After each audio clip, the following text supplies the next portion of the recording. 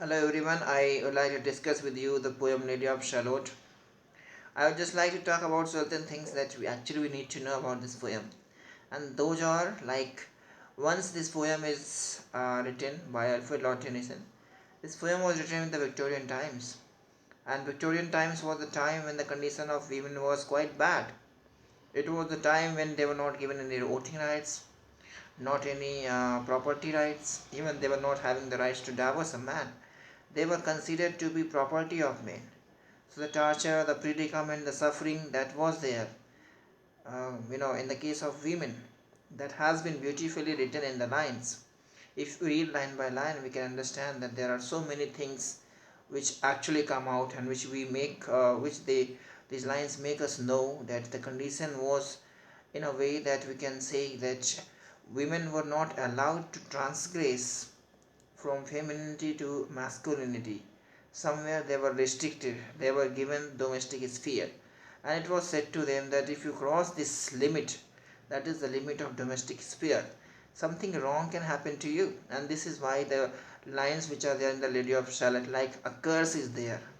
If you look down to Camelot, here in this poem we have metaphors which actually talk about the condition of women. We have Lady of Shalott, we have Camelot, we have the character of Lancelot. When it comes to Lancelot and Camelot, many traveled Camelot. Of course, they are representing patriarchal masculinity. That's why when we have description of these, they are full of light, fire, flame. And when we have description of Lady of Shalott, she is actually presented in a manner that is called grey walls. She is residing in the mansion that is built of grey walls, and what the song she is singing, that is sad song.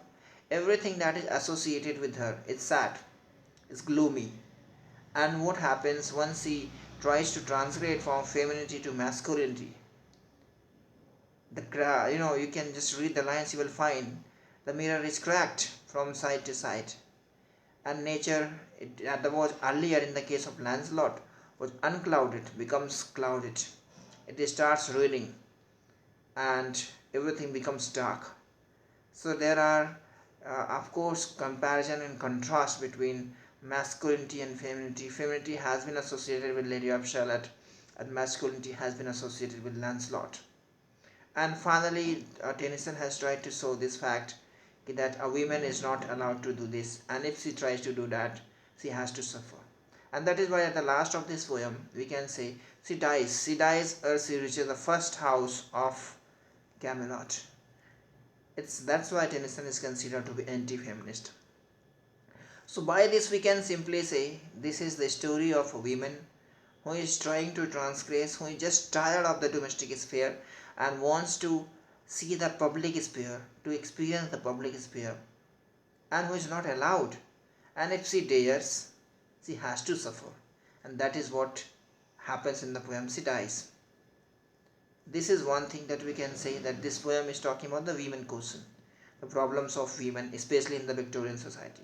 All the lines which are there are just talking about that, how women are marginalized, how they are not given any liberty to decide, to take decisions, to make their choices, to cross the limits which are imposed upon them, like domestic sphere limits, and the works which are considered to be fit for women, like domestic works, household works. And now, apart from this, one more theme that is there we can talk about is art versus life. As domestic sphere is there, that domestic sphere can be considered to be private space, and this private space is represented as art, symbolizing art.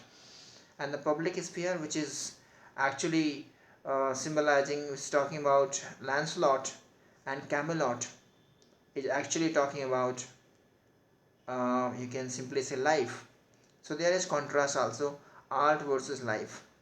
And we find this that if art, those who are artists, tries to enter in the life, in the ordinary people's life, their art goes. They lose their artistic talent.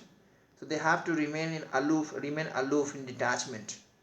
So we can simply say at least two themes are there that we know, and that if you read from the book, you can simply say women question is there, the problem of women are there, And another is there that we can say private space, that is the space of Lady of Shalott, is representing art. And public space, that is represented by Lancelot, is representing life. And art is going to suffer if it tries to enter life. It is going to lose itself if it is going to enter life. This is what in this poem has been dealt and discussed.